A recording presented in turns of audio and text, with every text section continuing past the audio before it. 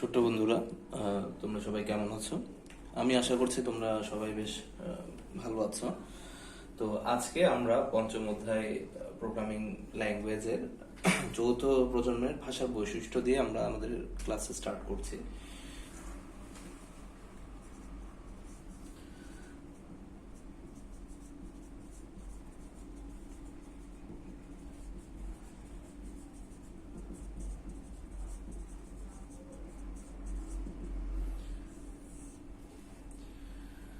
তো চতুর্থ প্রজন্মের ভাষা বা ফোর্থ জেনারেশন ভাষা বলতে কি বোঝায় সেটা আমরা আমাদের প্রিভিয়াস ক্লাসে আমরা যথেষ্টবার আলোচনা করেছি। তো আজকে আমরা মূলত হচ্ছে এর বৈশিষ্ট্যগুলো নিয়ে আলোচনা করব। তো প্রথমেই যেটা আসছে,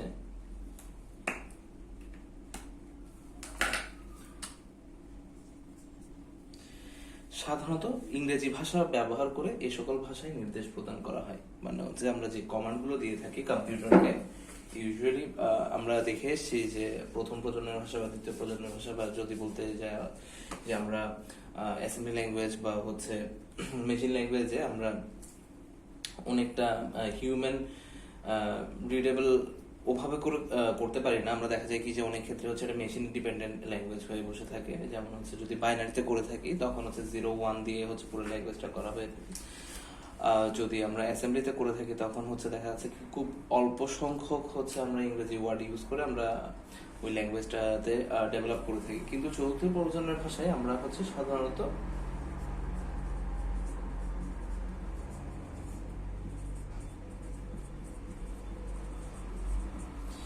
ইংরেজি ভাষা ব্যবহার করে সকল নির্দেশ প্রদান করা হয়। আশা করি তোমরা এটা সবাই বুঝতে পেরেছো। দ্বিতীয়ত হচ্ছে এই সকল ভাষায় সাধারণত কোনো প্রক্রিয়ার বিস্তারিত বর্ণনা দিতে হয় না। কোনো প্রক্রিয়ার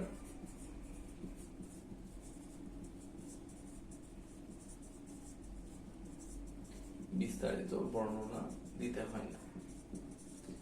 দেখো, এটা আমরা হয়তো বা তুলনা করছি না অন্যান্য ল্যাঙ্গুয়েজের সাথে, কিন্তু যেটা আমি বলতে চাচ্ছি যে আমরা যদি সুডো কোড করে থাকি বা সুডো ল্যাঙ্গুয়েজে যদি আমরা কাজ করে থাকি তখন হচ্ছে অনেকগুলো ফাংশন বা প্রসেসের হচ্ছে আমরা ডিটেলস কমেন্ট করে হয়তো বা দিয়ে থাকি, বা হচ্ছে যদি আমরা মেশিন ল্যাঙ্গুয়েজে করে থাকি তখন হয়তো আমরা কমেন্ট করে, মেশিন ল্যাঙ্গুয়েজ বলছি, আমরা যদি অ্যাসেম্বলি ল্যাঙ্গুয়েজে করে থাকি তখন হচ্ছে আমরা কমেন্ট আউট করে আমরা একটু বিস্তারিত বর্ণনা দেই, বিকজ হচ্ছে আমরা যাতে বুঝতে পারি পরবর্তীতে যে কেন এই ফাংশনটা বা কেন এই কোডগুলো লেখা হয়েছে।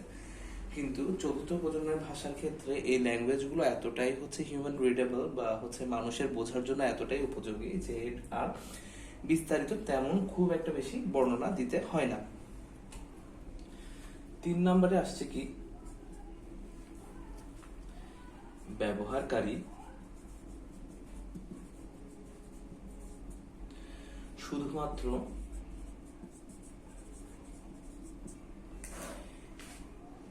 নির্দিষ্ট ফলাফল চেয়ে ডেটা প্রদান করে এবং কম্পিউটার সে অনুসারে ফলাফল প্রদান করে। এখানে বলা হচ্ছে কি যে ব্যবহারকারী শুধুমাত্র নির্দিষ্ট ফলাফল চেয়ে ডেটা প্রদান করে এবং কম্পিউটার সে অনুসারে ফলাফল প্রদান করে। তার মানে কি, তোমার মনে করো জাস্ট একটা এডিশনের রেজাল্ট লাগছে, হ্যাঁ, a plus b equals to কত, তুমি এই ধরনের একটা রেজাল্ট চাচ্ছ, ঠিক আছে, তুমি এর চাইতে বেশি কিছু চাচ্ছ না আউটপুট। তো তুমি যখন ফোর্থ জেনারেশন ল্যাঙ্গুয়েজ ইউজ করবা তখন হচ্ছে তুমি কোডটা এমন ভাবে করবা যাতে হচ্ছে যে ইউজার থাকতেছে সে হচ্ছে তুমি যে এক্স্যাক্টলি যে ফলাফলটা তুমি চাচ্ছ সেটার জন্য তোমার পর্যাপ্ত যে পরিমাণ ডেটা দেওয়া প্রয়োজন তুমি সেই ডেটা দিচ্ছ, এবং ইন রিটার্ন তোমার যা রেজাল্ট তুমি এক্সপেক্ট করছো তাকে তুমি রিটার্ন হিসেবে পাচ্ছ। এটা কিভাবে দেখো, মনে করো এ এর ভ্যালু হচ্ছে 10, বি এর ভ্যালু হচ্ছে 20। তো তুমি যেটা চাইছো সেটা হচ্ছে কি যে তুমি এ প্লাস বি এর ভ্যালু কত সেটা জানতে চাচ্ছ। তাহলে তুমি ইউজার হিসেবে তুমি কি কোন দুইটা ডেটা দিচ্ছ, a is equals to 10 আর b is equals to 20। In return তুমি কি রিটার্ন পাচ্ছ, a plus b is equals to হচ্ছে 30। এই 30টা তোমাকে কে কম্পিউটার রিটার্ন করে দিচ্ছে। তো এটাই তোমাকে এখানে বলা হয়েছে।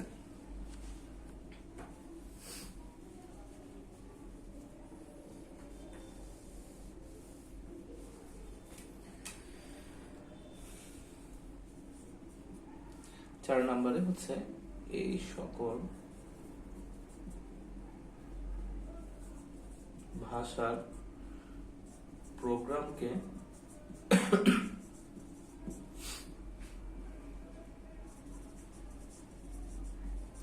মেশিন ভাষায় রূপান্তরের জন্য কি প্রয়োজন হয় বলতো? আমরা আগেও এগুলো নিয়ে কথা আলোচনা করেছি। এটাকে আমরা ইন্টারপ্রেটার বা ইন্টেলিজেন্ট কম্পাইলার বলে থাকি। বুদ্ধিমান অনুবাদক অথবা ইন্টেলিজেন্ট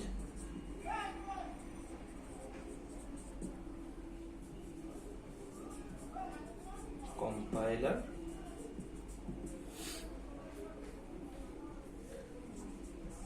ব্যবহার করা হয়।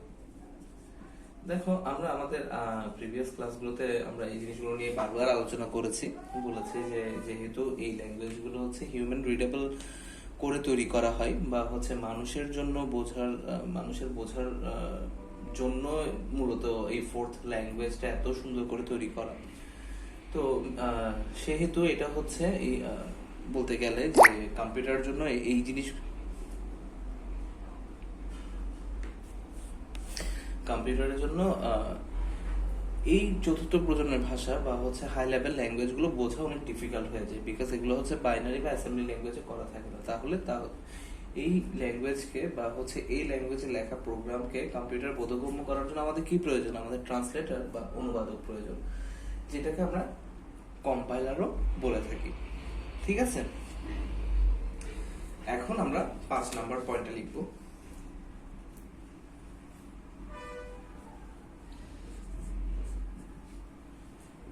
চতুর্থ প্রজন্মের ভাষা দিয়ে তৈরি সফটওয়্যার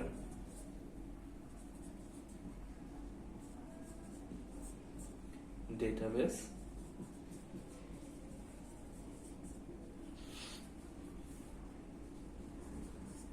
ব্যবহার করা যায়। আচ্ছা, ডেটাবেসের বিষয়টা কি? ডেটাবেসের বিষয়টা হচ্ছে কি, আমরা যখন একটা সফটওয়্যার তৈরি করি, মনে করো যে ফেসবুক, ফেসবুকে যখন তুমি হচ্ছে লগ ইন করো বা রেজিস্ট্রেশন করো, তখন হচ্ছে তোমার রেজিস্ট্রেশন করা ডেটাগুলো, তোমার ইমেল অ্যাড্রেস বলো, তোমার পাসওয়ার্ড বলো, বা তোমার সংশ্লিষ্ট যে ডেটাগুলো তুমি প্রদান করে থাকো রেজিস্ট্রেশন করার সময়, সেই ডেটাগুলো হচ্ছে একটা কোথাও জমা থাকে, যে এখান থেকে হচ্ছে পরবর্তীতে তুমি যখন লগ ইন করো সেখান থেকে ক্রস চেক করে ভেরিফাই করা পসিবল হয় যে তুমি কি আসলে একজন অথেন্টিক ইউজার কিনা। তো এই ডেটাগুলো যেখানে ইউজুয়ালি যে পদ্ধতিতে রাখা হয় তাকে বলা হয় হচ্ছে ডেটাবেস ম্যানেজমেন্ট সিস্টেম। মানে যে সফটওয়্যারটা বা যে পদ্ধতি ব্যবহার করে, যে ম্যানেজমেন্ট সিস্টেম ব্যবহার করে এই ডেটাগুলো রাখা হয় সেটাকে বলা হয় হচ্ছে ডেটাবেস ম্যানেজমেন্ট সিস্টেম। আর এই থিওরিটাকে বা হচ্ছে যেখানে তুমি ডেটাগুলোকে রাখছো এটাকে বলা হয় হচ্ছে ডেটাবেস, যেখান থেকে তুমি পরবর্তীতে প্রয়োজন মতো তোমার ডেটাগুলোকে ফেচ করে নিয়ে আসতে পারো বা ওখানে থেকে তুমি ক্রস চেক করতে পারো, কোয়েরি করতে পারো, whatever you want, you can do it from there. তো চতুর্থ প্রজন্মের ভাষায় এই ডেটাবেসকে ব্যবহার করা যায়। তো ডেটাবেস ব্যবহার করার সুবিধা কি? ডেটাবেস ব্যবহার করলে হচ্ছে ডেটাকে সংরক্ষণ করে রাখা যায় এবং পরবর্তীতে সেই ডেটাকে আমরা কম্পারিজনের জন্য ইউজ করতে পারি, ভেরিফিকেশনের জন্য ইউজ করতে পারি, অথেন্টিকেশনের জন্য ইউজ করতে পারি এবং বিভিন্ন নানা কারণে আমরা ইউজ করতে পারি। তো আমি আশা করছি এগুলো ডিটেলস আমরা শুক্রবারের ক্লাসে একটু দেখি প্র্যাকটিক্যালি দেখানো পসিবল হয় কিনা। আশা করছি শুক্রবারের ক্লাসে আমরা এগুলো ডিটেলস নিয়ে কথা বলতে পারবো। তো আপাতত এত দূরেই বুঝে থাকবো আর কি। হ্যাঁ, এখন আমরা 6 নাম্বার পয়েন্টে চলে আসি। আমি একটু মুছে দিচ্ছি, হ্যাঁ, তোমরা একটু লিখে নাও।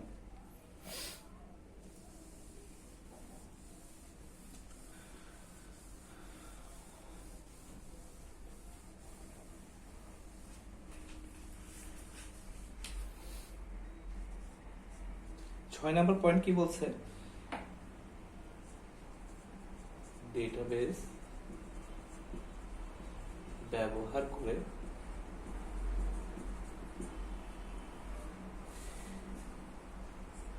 ডেটা মজুত করা,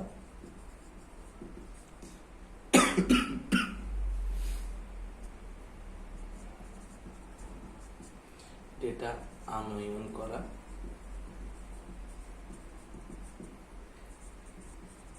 ডেটা মুছে ফেলা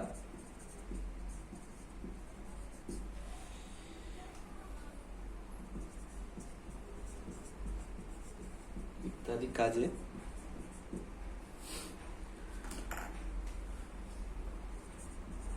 চতুর্থ প্রজন্মের ভাষা ব্যবহার করা হয়। তো এখানে বলছি কি যে আমরা একটু আগে যে ডেটাবেস নিয়ে কথা বলেছি সেই ডেটাবেসেরই একটু ডিটেইলস আলোচনা করা হচ্ছে এখানে মূলত।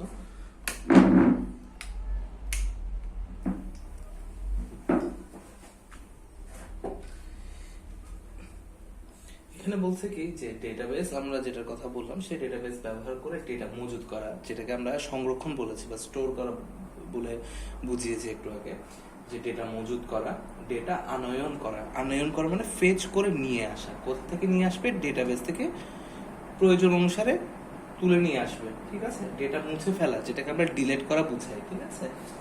ইত্যাদি কাজে চতুর্থ প্রজন্মের ভাষা ব্যবহার করা হয়, ঠিক আছে। আমরা ডেটাবেস রিলেটেড কাজগুলো করার জন্য যে ল্যাঙ্গুয়েজ আমরা ইউজ করি সেটাকে চতুর্থ প্রজন্মের ভাষা হিসেবে আমরা ধরে নিচ্ছি, হ্যাঁ।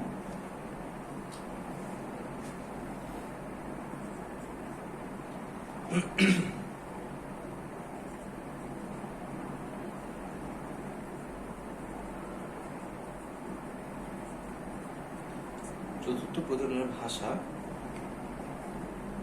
মুক্ত প্রকৃতির বা ইন্ডিপেন্ডেন্ট।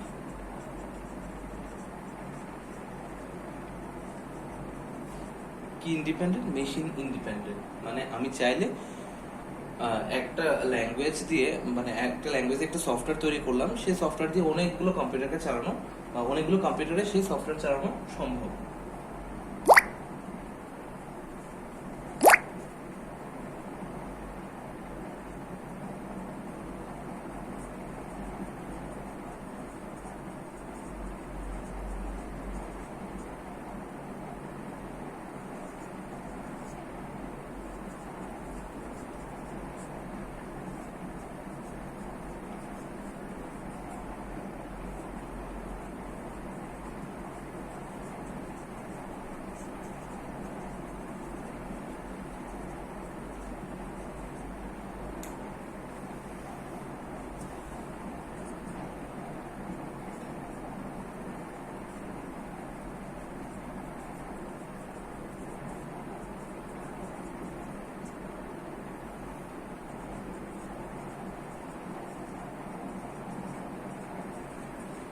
তাই চতুর্থ প্রজন্মের ভাষাকে মুক্ত প্রকৃতির ভাষা বা মেশিন ইন্ডিপেন্ডেন্ট ল্যাঙ্গুয়েজ বলা হয়ে থাকে।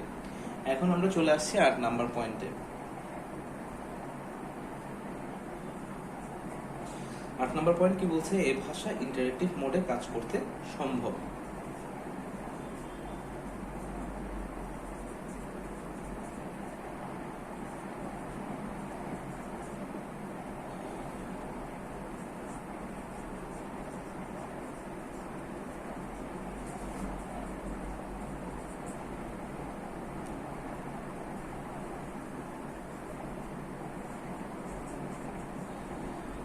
তাই কোনো একটি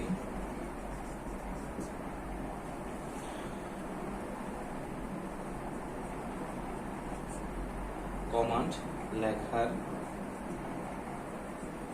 সাথে তা কম্পাইল হয়ে যায় তা পুনরায়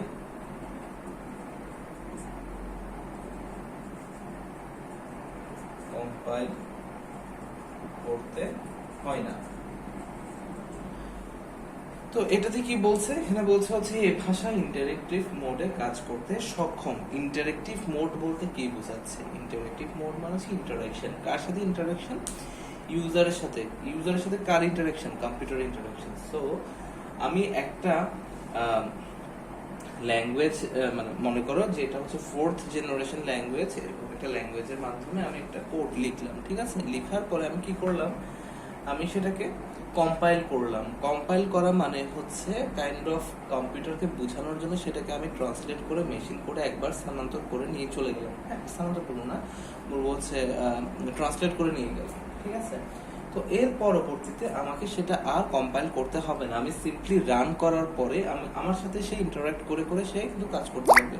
ফর এক্সাম্পল, সে আমাকে জিজ্ঞেস করলো হোয়াটস ইউর নেম, ঠিক আছে? আমি একটা প্রম্পট করলাম, সেখানে সে আমাকে জিজ্ঞেস করলো যে হোয়াটস ইউর নেম। আমি বললাম হচ্ছে হিমেল। আমি রিপ্লাই করলাম হচ্ছে হিমেল। বক্সের মধ্যে আমি লিখলাম হিমেল, ওখানে লিখলো হচ্ছে ফার্স্টে যেটা দিল সে হোয়াটস ইউর নেম। তো আমি লিখলাম হচ্ছে হিমেল। সে সাথে সাথে আমাকে ডিসপ্লে করালো হচ্ছে welcome Himel, welcome to Facebook, এই ধরনের ওয়েলকাম হিমেল। তো এই যে আমি যে ইনপুটটা দিলাম, ঠিক আছে, সেই ইনপুটটা নিয়ে সে প্রসেস করে সে আমাকে দেখাচ্ছে। এটার জন্য কিন্তু আমাকে আর কোনো কম্পাইল করতে হয়নি, সে ইন্টারঅ্যাক্টিভ মোডে আমার সাথে কাজ করছে। তার মানে কি, হিউম্যান ইন্টারঅ্যাকশন করতে পারছে। কার সাথে? কম্পিউটারের সাথে। কম্পিউটারকে কমান্ড দিতে পারছে, ঠিক আছে? কমান্ড না বলবো হচ্ছে মানে ওর প্রয়োজনীয় প্রম্পট সে এখান থেকে ইনপুট করতে পারছে। তো এইভাবে কে কাজ করতে পারে? 4th জেনারেশন ল্যাঙ্গুয়েজ কাজ করতে পারে।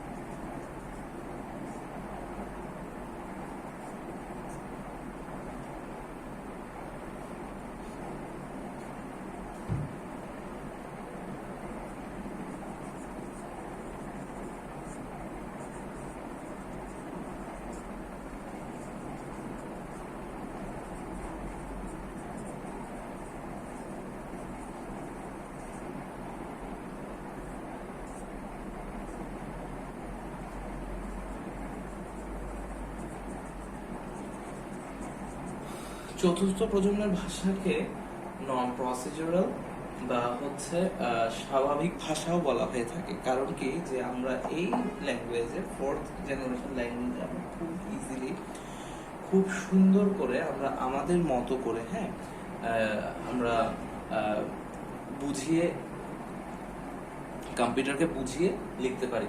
ফর এক্সাম্পল, আমি যদি একটা এক্সাম্পল দিই, আমি হচ্ছে ডেটাবেসে কোনো একটা কিছু ফেচ করে নিয়ে আসবো। তো আমি লিখলাম হচ্ছে সিলেক্ট, এটা এসকিউএল ল্যাঙ্গুয়েজ, আমি এখন যেটা এক্সাম্পল দিচ্ছি এটা এসকিউএল বলা হয় আর কি। হ্যাঁ, সিলেক্ট অল স্টার, এটা দিয়ে বোঝাচ্ছে হচ্ছে এটা হচ্ছে তোমার রেগুলার এক্সপ্রেশন, ঠিক আছে? এটা কাইন্ড অফ রেগুলার এক্সপ্রেশন, সংক্ষেপে রেজেক্টসও বলা হয়ে থাকে। তো এটা দিয়ে আমি স্টারটা দিয়ে বোঝাচ্ছি কি অল, সবগুলোকে ফেচ করে নিয়ে এসো। সিলেক্ট অল ফ্রম, বা তুমি ক্যাপিটাল হরফে লিখতে পারো, টেবিল 1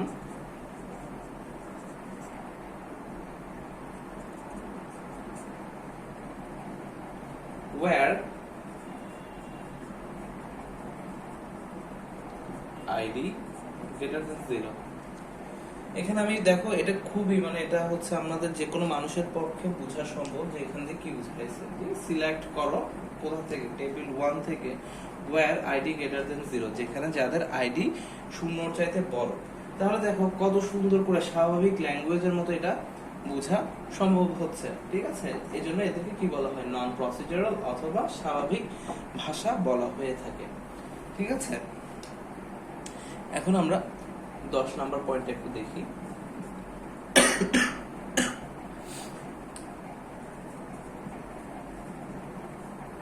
উচ্চ স্তরের বা হাই লেভেল ল্যাঙ্গুয়েজ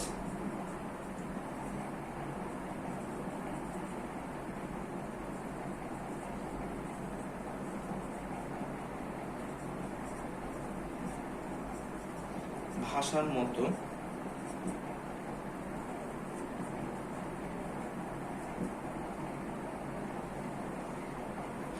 উন্নত ও শক্তিশালী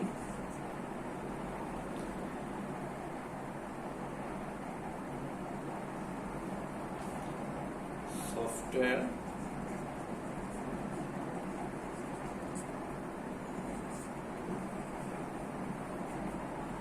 সকল ভাষা ব্যবহার করে তৈরি করা যায়। তো এখানে বলছে কি যে হাই লেভেল ল্যাঙ্গুয়েজ বা ভাষার মতো, হাই লেভেল ল্যাঙ্গুয়েজ বলতে কাদেরকে বোঝাচ্ছে? সি, সি প্লাস প্লাস, আচ্ছা আপনি সি কে না ধরুন, C plus plus, C sharp, Java, Python, blah blah blah, অনেকগুলো আছে, পিএইচপি। তো ওদের মতো উন্নত ও শক্তিশালী সফটওয়্যার এই সকল ভাষা ব্যবহার করে তৈরি করা যায়। ঠিক আছে? এখন তোমাদের মাথায় প্রশ্ন আসতে পারে যে মানে আমি এটা তো বোধগম্য হচ্ছে না যে উন্নত ও শক্তিশালী সফটওয়্যার তৈরি করা যায় না, কিন্তু এটা চতুর্থ প্রজন্মের ভাষা। হ্যাঁ, এই ল্যাঙ্গুয়েজগুলো মূলত হচ্ছে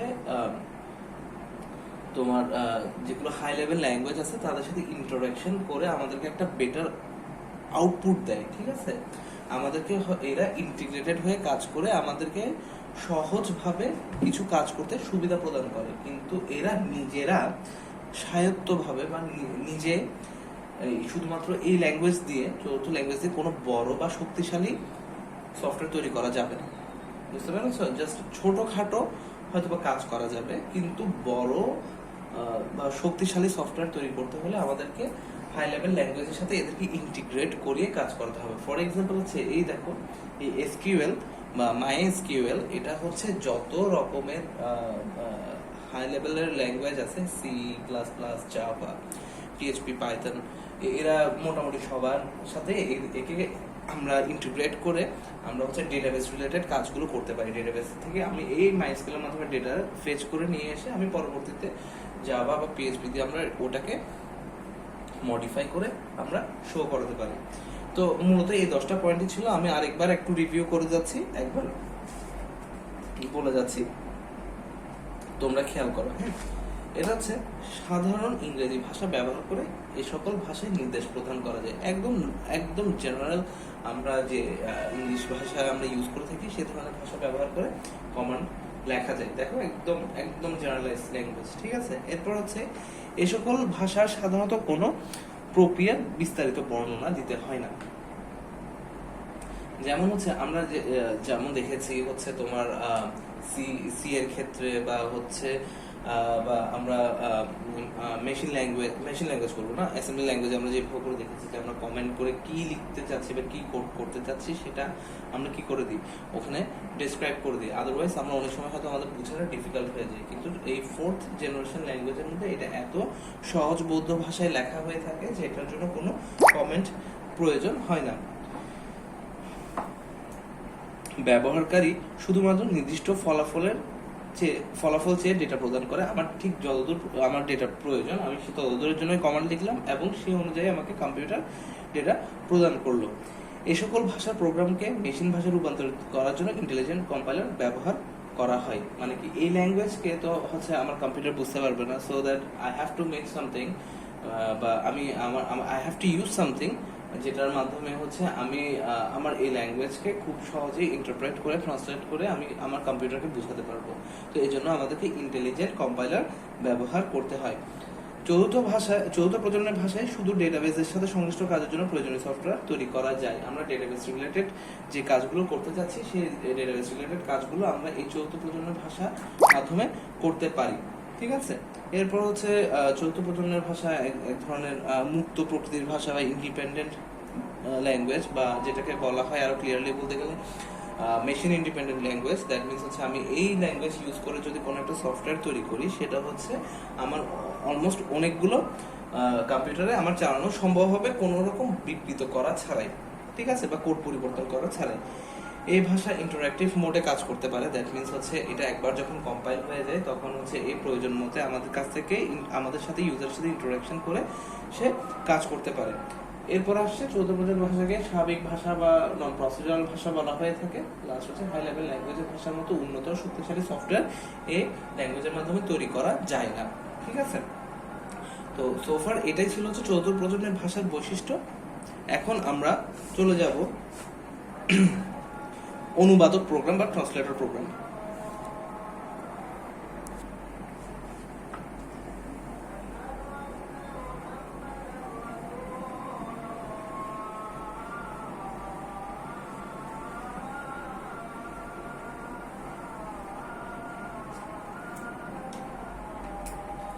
আমাদের আরেকটা পার্থক্য বাকি আছে, সেটা হচ্ছে লো লেভেল ভাষা এবং হাই লেভেল ভাষার মধ্যে পার্থক্য।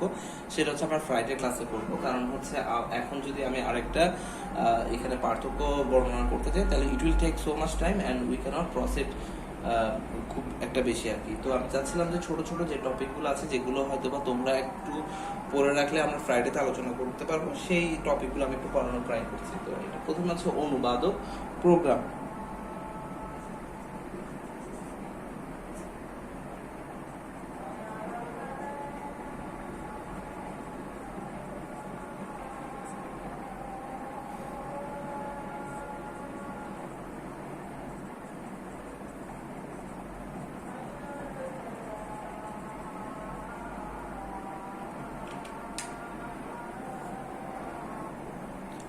তো অনুবাদক প্রোগ্রাম বলতে আমরা কি বুঝি? তো সংজ্ঞার মতে আমরা এভাবে করে বলতে পারি যে সকল প্রোগ্রাম সোর্স প্রোগ্রামকে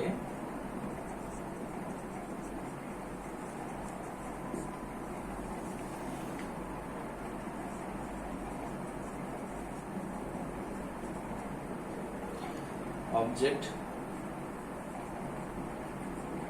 প্রোগ্রামে রূপান্তরিত করে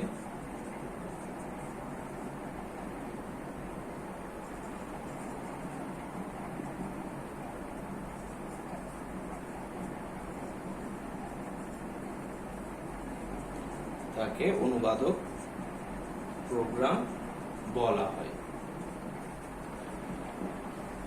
দেখো এখানে বলছে কি, যে সকল প্রোগ্রাম সোর্স প্রোগ্রামকে অবজেক্ট প্রোগ্রামে রূপান্তরিত করে তাকে অনুবাদক প্রোগ্রাম বলা হয়।